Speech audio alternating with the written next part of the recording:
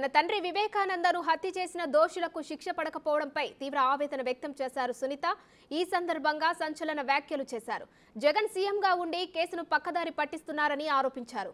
YCP పునాదులు రక్తంతో నిండి ఉన్నాయని, వివేకానందరెడ్డి రక్తం, కోడికత్తి రక్తంతో రాజకీయాలు చేశారని విమర్శించారు. హత్య రాజకీయాలను ప్రజలు చీకొట్టి హంతకులకు అండగా ఉన్నవారికి ఎన్నికల్లో బుద్ధి చెప్పాలన్నారు. పరిపాలకుడిగా ముఖ్యమంత్రి పదవిలో ఉండగా మీ చిన్నాన్నను అతి దారుణంగా, అతి కిరాతకంగా, క్రూరంగా చంపించిన వారిని వీళ్లకు శిక్ష పడేలా చేసే బాధ్యత ముఖ్యమంత్రిగా మీకుంది. ఇప్పటి వరకు ఆ దిశగా ఎందుకు పనిచేయలేదు? ముఖ్యమంత్రిగా మీరు ప్రమాణ స్వీకారం చేసినారు. మరి ఎందుకు ఆ ప్రమాణం మీరు నిలబెట్టుకోలేకున్నారు? ఒక భవనాల్ని కట్టించేటప్పుడు వాటికి పునాదులు అన్నది చాలా చాలా ముఖ్యం. మనకందరికీ తెలిసిందే. వైఎస్ఆర్సీపీ పునాదులు రక్తంలో మునిగి ఉన్నాయి.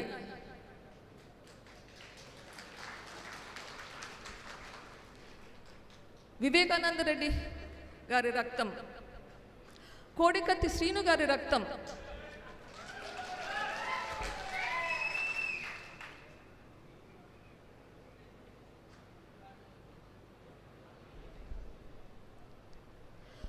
పదవులు త్యాగం చేసిన చిన్నాన్న, రాత్రనక పగలనక అన్న కోసం తిరిగిన చెల్లి, వీళ్ళకిచ్చిన కానుకలు మనం చూసాం. మా మీద చర్యలు తీసుకోవాలి, అది మీ బాధ్యత. నేను కానీ, నా కుటుంబం కానీ ఇది చేసింటే మమ్మల్ని అరెస్ట్ ఎందుకు చేయలేదు?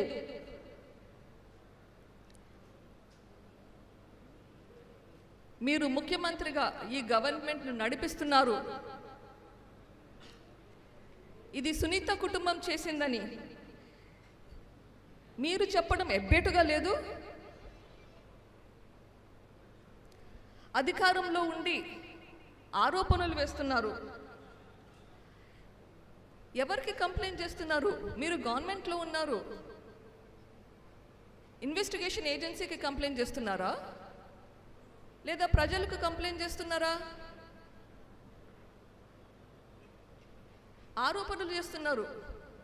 గవర్నమెంట్లో ఉండి అది తప్పనిపించడం లేదా మీకు?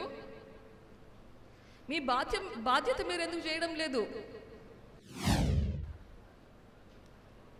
వైఎస్ఆర్సీపీ ఎంపీలకు, ఎమ్మెల్యేలకు, నాయకులకు మీకందరికీ ఒక సలహా. మీ భవిష్యత్తు కోసం ఈ గవర్నమెంట్ నుంచి బయటికి రండి. లేకపోతే మీ భవిష్యత్తు గురించి మీరు ఈ గవర్నమెంట్ నుంచి బయటికి రండి. లేకపోతే ఈ పాపం మీకు కూడా చుట్టుకుంటుంది.